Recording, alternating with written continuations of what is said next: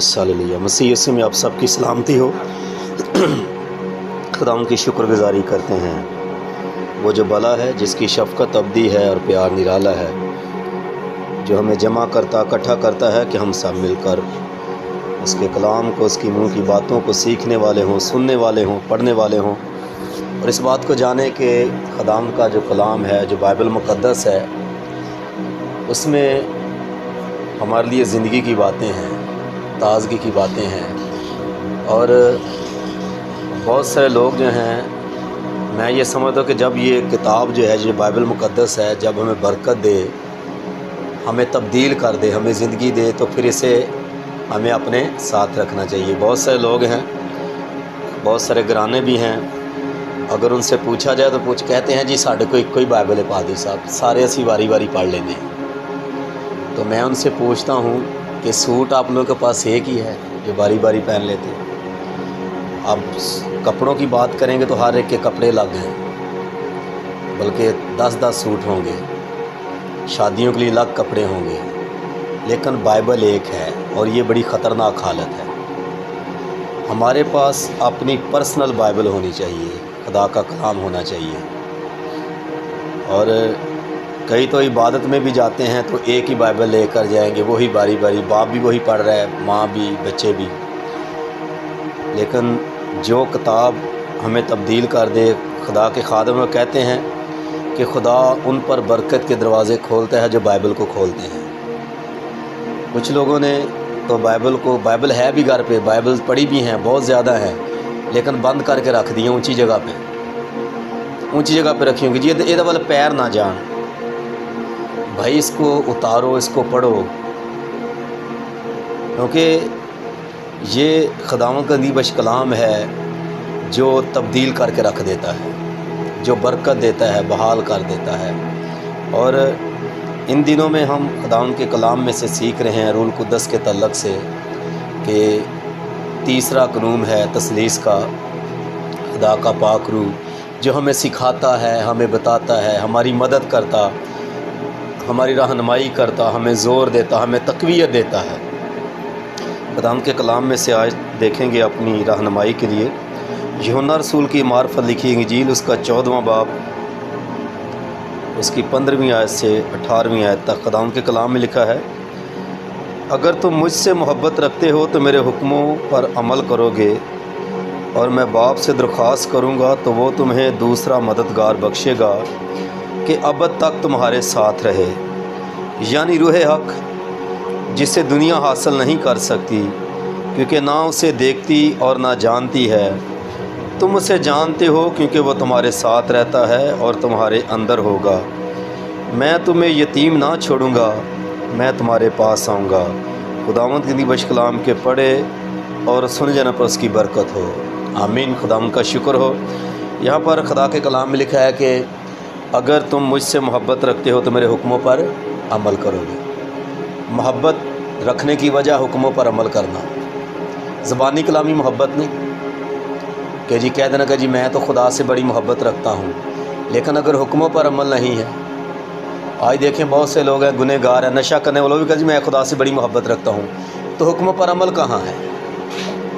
वे कलाम में तो लिखा नशाबाज खुदा की बादशाही में दाखिल ना होंगे, तो हुक्म पर अमल है नहीं और दावेदार हैं जी हम खुदा से मोहब्बत रखते हैं। और फिर जब मोहब्बत रखेंगे, हुक्मों पर अमल करेंगे, तो फिर वादा जो है खुदावंद का हमारी ज़िंदगी में पूरा होगा। यहाँ पर लिखा है कि मैं बाप से दरख्वास्त करूँगा उस बेटी के लिए, उस बेटे के लिए जो पहली बात तो खुदा से मोहब्बत रखता है, यीशु से मोहब्बत रखता है, और जो उसने बातें कही हैं, जो उसने कलाम किया है, जो उसने हुक्म दिए हैं, उन पर अमल करता है। फिर उसके लिए खुदावंद यीशु मसीह कह रहे हैं कि मैं बाप से दरख्वास्त करूँगा कि तुम्हें दूसरा मददगार बख्शे, और जो मददगार बख्शा जाएगा, लिखा है कि वो अबद तक तुम्हारे साथ रहेगा, जुदा नहीं होगा तुमसे, तुम्हारे साथ रहेगा, मदद करेगा तुम्हारी काम करने में, आगे बढ़ने में, गवाही देने में। और लिखा है यानी रूह हक, जिसे दुनिया हासिल नहीं कर सकती, दुनिया नहीं उसे पा सकती, इसके अंदर दुनिया है। वो कह रहा है खुदावंद यीशु मसीह कह रहे हैं, वो एक ख़ास जो बात मैं आपकी तवज्जो दिलाना, जो 18वीं आयत लिखा है, मैं तुम्हें यतीम ना छोड़ूंगा। اچھا، میں حیران ہو رہا تھا کہ خداوند یسوع مسیح نے یہاں پر یہ نہیں کہا کہ بھئی آپ دیکھیں جو دنیا میں جو آپ کسی کو کہتے ہیں جی فلاں بڑا یتیم ہے، لوگ ترس کھاتے ہیں کہ اس کی مدد کرو یا اس کے پاس بیٹھو۔ یسوع مسیح نے یہ نہیں کہا کہ میں تمہیں ماں باپ دوں گا، میں تمہیں رشتہ دار دوں گا، میں تمہیں بہن بھائی دوں گا۔ کہا کہ میں تمہیں روح حق دوں گا، روح القدس دوں گا۔ اس کا مطلب ہے اس دنیا میں جس کے پاس روح القدس نہیں وہ یتیم ہے، جس کے پاس خدا کا روح نہیں وہ یتیم ہے۔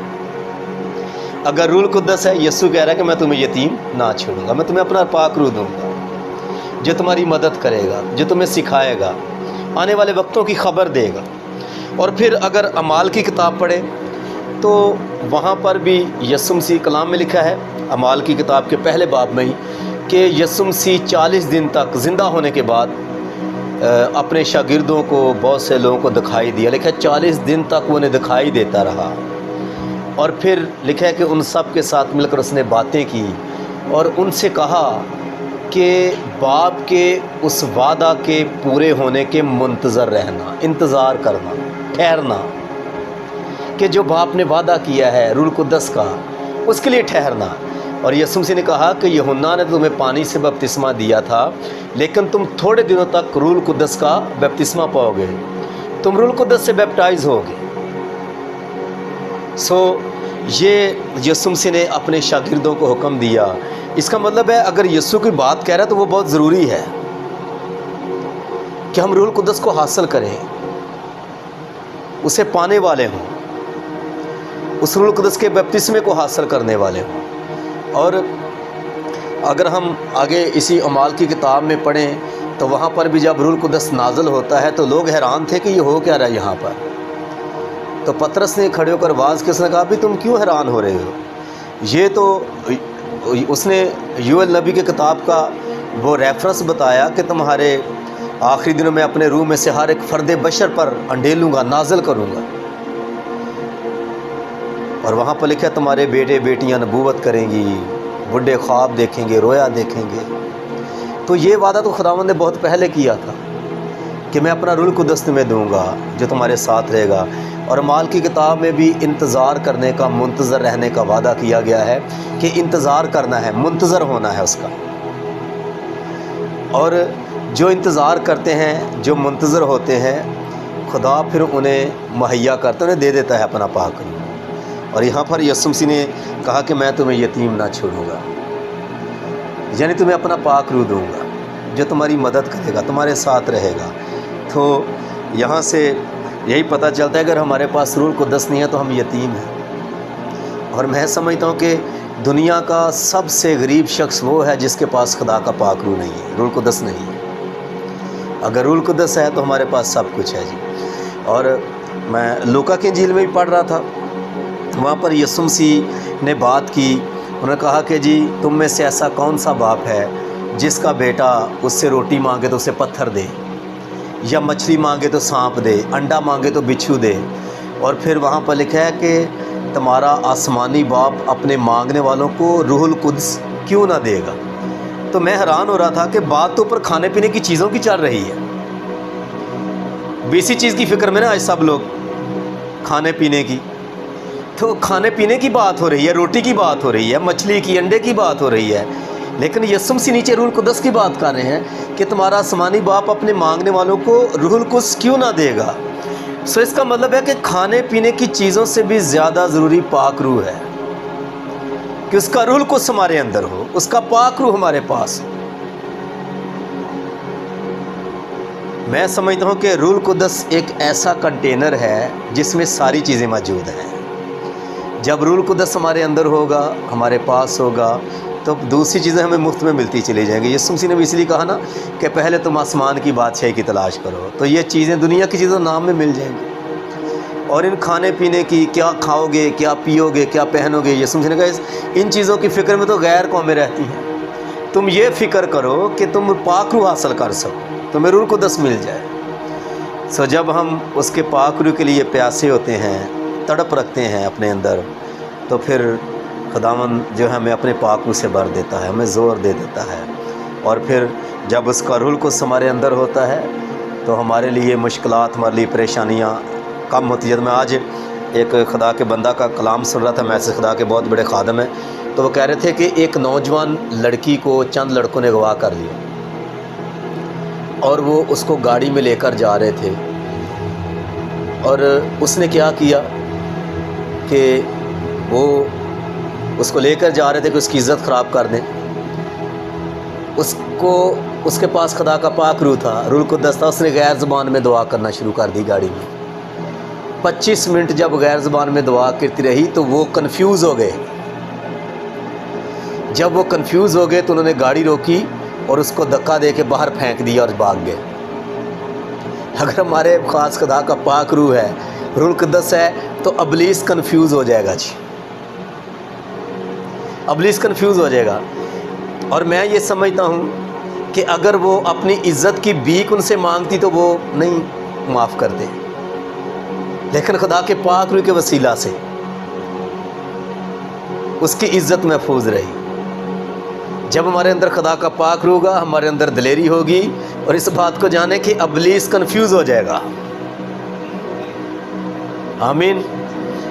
آئیے اپنے سروں کو جھکاتے ہیں آج شام اس بات کے لیے، خدا مجھ سے کہیں گے تو ہمیں اپنے پاک روح سے بھر دے۔